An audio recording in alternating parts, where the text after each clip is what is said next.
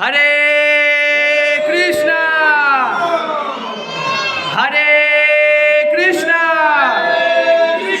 কৃষ্ণ কৃষ্ণ হরে হরে হরে রাম হরে রাম রাম রাম হরে হরে হরে কৃষ্ণ হরে কৃষ্ণ কৃষ্ণ কৃষ্ণ হরে হরে হরে রাম হরে রাম রাম রাম হরে হরে আরেকবার আরো জোরে হরে কৃষ্ণ হরে কৃষ্ণ কৃষ্ণ কৃষ্ণ হরে হরে হরে রাম হরে রাম রাম রাম হরে হরে জয় জয় রাধা মদন মোহন কি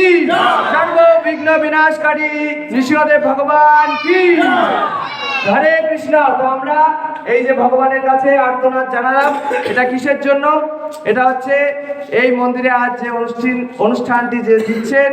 শিবনাথ মণ্ডল, তার সমস্ত দিক থেকে শুভ কামনায় ভগবান যেন তাকে ভালো রাখেন এবং এই রাধা মদন মোহন মন্দির আমাদের যেটা এখন নির্মাণ কার্য চলছে, এটা যেন খুবই সুন্দরভাবে এই কাজটি নির্মাণ কার্য তাড়াতাড়ি সুসম্পন্ন হয় এবং আমরা রাধা মদন মোহনকে যেন এইখানে প্রতিষ্ঠা করতে পারি, সেই কামনায় আমরা এই আর্তনাদ জানালাম। এবং অনলাইনের মাধ্যমে যে ভক্তবৃন্দ এই ভিডিওটি আপনারা দেখছেন, আপনারাও ভগবানের কাছে প্রার্থনা করবেন যে আমাদের এই মন্দির যেন খুবই তাড়াতাড়ি সুসম্পন্ন হয় এবং রাধা মদন মোহনকে যেন আমরা এখানে প্রতিষ্ঠা করতে পারি। হরি বল।